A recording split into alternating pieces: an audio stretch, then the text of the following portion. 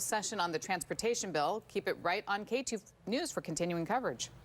Well, thousands of dollars that could have gone to Oregon schools are being spent on a failed attempt to clean a sprawling, and long-standing homeless camp in the Sandy River Delta. That cleanup was paused just days after it started. Contractors clashed with people living in those camps. KATU's Christina Jarnelli is live now with documents showing the cost of the state's failed efforts. Christina, the money is from the Common School Fund.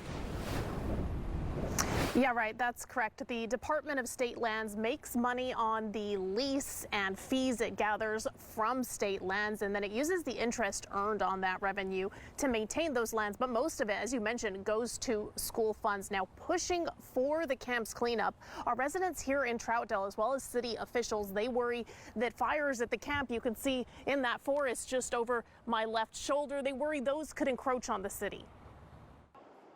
Since the state tried and failed to clean up sprawling homeless camps in the Sandy River Delta, KATU has documented new camps and at least one fire breaking out.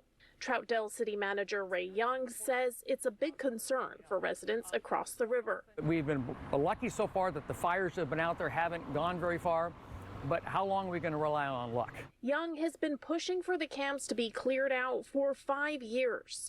When the state announced it was taking action in June, he was skeptical. They did not get the support of the Multnomah County Sheriff's Office because they were concerned about the planning. Emails I obtained between Young and the Department of State Lands shows state agency staff knew law enforcement was declining to be involved with the cleanup, but moved forward anyway.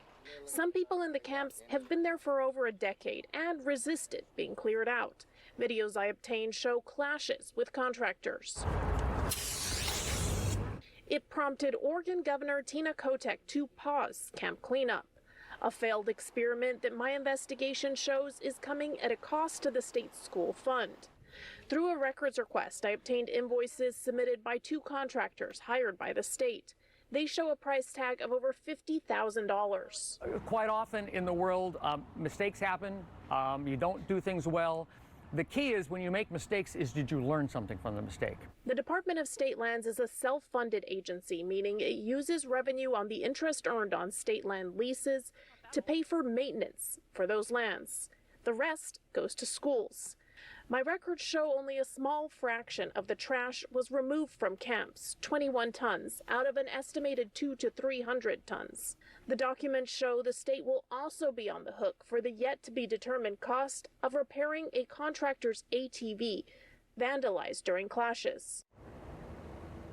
Now, Oregon Governor Tina Kotek is the one who called for this pause. Young says he's been at the table in the new efforts to restart the camp cleanup. He says this time with the governor involved and the Oregon State Police, he feels that efforts could actually result in a real cleanup and a lasting cleanup, and he says that could happen in the next month or so.